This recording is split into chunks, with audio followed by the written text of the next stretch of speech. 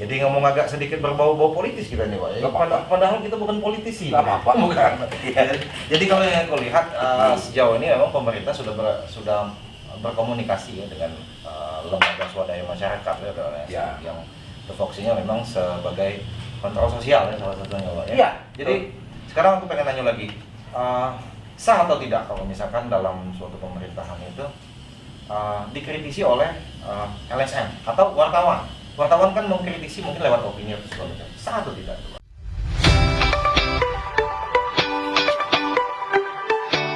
Jadi begini ya, kalau wartawan sifatnya kan mempublikasi. Tapi beda ya konteksnya di sini ya. Mempublikasi keberhasilan dan kekurangan ya. Itu tugas wartawan jurnalistik, menginformasikan kepada masyarakat ya. Kalau LSM enggak. Kalau LSM dia menyuarakan secara langsung. Nah jadi begini, menurut saya, mudah-mudahan saya tidak salah ya, bahwa pemerintah itu harus bekerja sama dengan LSM, dengan media ya, untuk minta dikritisi tapi dalam bentuk profesional. Nah terus kenapa? Karena media dan LSM inilah yang berani mengatakan apa itu, mengkoreksi kekurangan dan menyampaikan kelebihan. Kalau mungkin yang lain ya, katakanlah ASN ya, kepala OPD dan lain-lain, tidak akan pernah berani mengatakan bahwa Pati ini jangan dilakukan, ini berbahaya. Tapi kalau LSM berani mengatakan, jangan Bapak ini lakukan, ini akan berbahaya, akan berdampak hukum. Jadi menurut saya LSM, wartawan itu harus dimasukkan dalam kemitraan dengan pemerintah sehingga tugasnya khusus untuk melakukan koreksi. Dan sejauh ini sudah bermitra ya Pak ya. Yang dirasakan memang pihak pemerintahan sudah membangun komunikasi ya. Dan komunikasi itu sudah terjalin erat ya dengan Pemkab ya, khususnya Kabupaten Lahat. Nah, jadi berdayakan LSM, berdayakan media untuk mendukung kelangsungan bupati dan apa itu mengawal kebijakan itu supaya kebijakan pemerintah tidak salah. Luar biasa. Luar biasa. Baru aku colek dikit, Bardi sudah berapi-api menjawab pertanyaan dari Anda. Gitu, tapi kalau menurut Nakana sendiri bagaimana itu? Belum tentu tepat apa yang saya sampaikan. Boleh ngopi dulu? Boleh dong. Kita sambil ngudut kok. Nah, menurut diri sendiri gimana? Menurut saya pribadi ya, karena saya tinggal di Lahat, besar di Lahat. Apa yang saya rasakan di Lahat sejauh ini semuanya baik-baik saja. Semuanya baik-baik saja. Kenapa? Hari ini saya jangan takut-takut. Kelihatan takut-takut dari bicara. Saya nggak takut. Karena apa yang aku rasakan hari ini, saya masih ngerokok.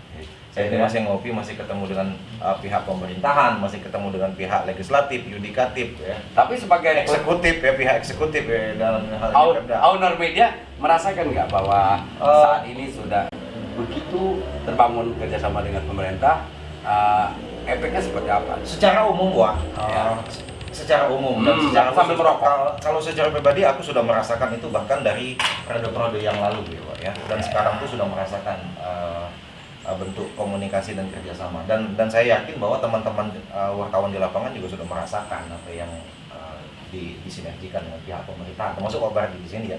Memang saya tidak takut Pak kalau misalkan memang seperti apa memang. Karena kita sejauh ini PP sudah kerjasama dengan Pemkab ya, termasuk rekan-rekan yang lain. Kalaupun ada yang belum bekerja sama, mungkin komunikasinya belum terbangun. Sekarang tuh tinggal porsi. Rasanya kalau kita nak minta lebih terus nggak bisa. Banyak-banyak bersyukur ya Beb ya. Bersyukur, bersyukur di ujung. Rezekinya wartawan dengan rezekinya katakanlah dengan anggota dewan pasti berbeda dong. Kita hanya kulit tinta, kita hanya buat karya, menulis, membaca dan segala macam. Dan apapun bentuknya Wak, di situ hanyalah bentuk komunikasi yang harus terjaga selalu dengan pihak pemerintahan atau seperti apa. Karena wartawan itu tidak semuanya tentang duit ya Wak ya. Enggak lah. Tidak semuanya tentang duit. Banyak dengan hati nurani. Banyak hati nurani. Bekerjalah dengan hati ya. Kita ini insan bukan seekor sapi, kata lagu siapa? 420 kan. 420 itu. Jadi bukan tentang konteksnya, tentang bisnis ya Mas Dia. Dan kalau balik lagi kelas sejauh ini bagus lah. Apa yang dirasakan dengan saya. Tapi kalau sebagaimana bagusnya kita nggak bisa jawab. Itu rahasia perusahaan. Kehadiran LSM tadi kan belum juga. Oh, kehadiran jadi baru mengiyakan saja.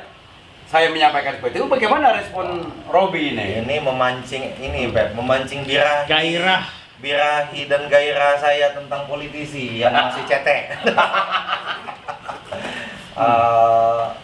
Kalau bagi kami dari kacamata saya bahwa LSM itu adalah instrumen ya dari kehidupan sosial, dan sejauh ini ya silakan saja mereka untuk berkegiatan, berkiprah, sah-sah saja kalau untuk mengkritisi. Bahkan LSM bukan cuma hanya di Lahat, atau sampai ke nasional kan, bahkan di internasional mungkin namanya aja yang beda, bukan LSM lagi, nggak mungkin kalau di Eropa LSM kan mungkin namanya apa kan, termasuk Greenpeace ya mungkin ya, LSM di bidang lingkungan ya, mereka mengkritisi tentang sampah yang sudah dibuang ke laut atau seperti apa ekonomi itu seperti itu. Tapi sah-sah saja dan silakan berkiprah seperti apa, mereka juga kontrol sosial. Dan saya banyak bersahabat juga dengan kawan-kawan yang kita sebutkan tadi, dengan Saryono, dengan Bambang, dengan siapa. Dan mereka kita apresiasi mereka. Apresiasi semuanya bagus, pemerintahan bagus, apresiasi bagus. Ini jawabannya apa terlihat diplomatis seperti apa? Cukup bagus. Tapi agak sedikit berhati-hati. Jadi Bardi channel dengan anak lensa itu memang saling menjebak pertanyaannya. Memang bahaya Bardi di sini. Kita bermain kata-kata dengan politisi handal ini Pep. Nah Wak, kita balik lagi ini, kalau kita ngomong politik terus kan sakit pala nih Wak. Ya, sakit pala, ada nyampai. Kita bukan bukan dunia kita. Bukan dunia kita. Dunia kita kan dunia media. Dunia media yang salah satunya ini ya, kita sekarang tuh main di YouTube ya. Nah, jadi itu politik itu bagi kita tuh hanya prolog singkat aja. Kita nggak bakal ngomong ke situ. Apapun itu mereka dalam interaksi. Apa yang paling spesifik? Sebenarnya nggak ada yang spesifik Wak. Ini ngomong apa Wak? Ngomong yang spesifik mana, pemerintahan atau sesuatu apa? Ini pemerintahan paling banyak dipertanyakan orang terkait dengan potensi wisata Kabupaten Lahat. Gimana ini? Potensi wisata Pep. Lahat terkenal dengan apa Pep kalau wisata saat ini? 1000 megalit dan 100 air terjun. Nah itu ya, mungkin kalau orang lihat Lahat sebenarnya bagus Wak ya. Penggiringan brand image Lahat 1000 megalit, 1000 air terjun, mungkin itu yang pengen tanyakan. Tapi sebelum aku ke situ, aku pengen nanya dulu sama Bardi. Berapa air terjun yang sudah Wak Bardi datangi? Yang sudah Wak Bardi terjuni? Rasa saya baru 1-2 ya. Pasti, entah, tidak usah ditebak. Pasti Karang Dalam, Wong Lamo. Jadi gimana? Jeruk bidadari. Kalau udah Karang Dalam, berarti Lematang Indah. Ya. Apa Wak sudah didatangi? Oh, saya rasa begini ya, kita tidak perlu menanyakan apa yang didatangi karena Nah, ini jawab dulu, masa Wak. muda dulu. Wak kan datang di waktu studio kami. masih muda mendatangi Bukit Tunjo ya. Kalau air terjun aja tuh Wak. Hah? Air terjun. Kalau yang dekat dengan Tanjung Tempat air terjun apa itu? Di bawah. Air terjun Kurungan Nyawa bukan? Kurungan Nyawa ya. Lubuk salah. Itu Karang sejemput. Karang sejemput. Saya jemput ya, baru itu.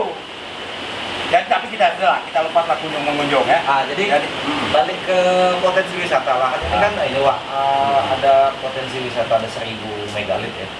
Kalau bahasanya itu 1000 megalit, 1000 air terjun. Artinya kalau misalkan Wak bicara tentang potensi wisata, nah memungkinkan enggak Wak kalau potensi wisata itu menghasilkan PAD? Memungkinkan atau tidak? Ini. Memungkinkan atau tidak? Ulang lagi. Mengarahkan saya untuk menilai kebijakan, ya nah. Kita jebak Wak Bardi dengan pintarnya pertanyaan. Robi di sini. Jadi begini, oke. Yang kedua ya. Lahat. Itu kan sangat kaya dengan potensi destinasi wisata ya. Destinasi wisata. 100 apa tadi? 1000 megalit. 100 air terjun. Ada Sungai Lematang. Ya. Ada panorama gunung Bukit Besak sama Gunung Jepang. Tunjuk, dan banyak lagi hutan-hutan wisata yang lain. Ribang Kemambang ya. Ribang Kemambang. Jadi begini, sebenarnya pemerintah dapat saja menjadikan Lahat ini menjadi tujuan wisata. Baik wisata budaya, wisata alam, wisata air. Kenapa? Tapi syaratnya terkelola dengan baik. Coba bayangkan kalau Sungai Lematang itu sudah kita jadikan sebagai wisata air, ya, dengan memiliki apa itu perahu-perahu Boat itu ya, boat banana itu, boat ya. ya. Nah, saya rasa itu bisa mendatangkan pendapatan asli. Tapi sudah cetek, Wak. Kalau banana boat itu kan sudah banyak batu-batu. Nah, masih bisa diatur lah. Dia kan ada potensinya Skip. sangat luar biasa dan posisi Sungai Lematang berada di tengah-tengah kota Lahat. Sudah terbelah oleh Lat-Latan dengan Lat Kota. Biasa. Kemudian air mancur, Gunung Tunjuk ya dan Jadi sebagainya.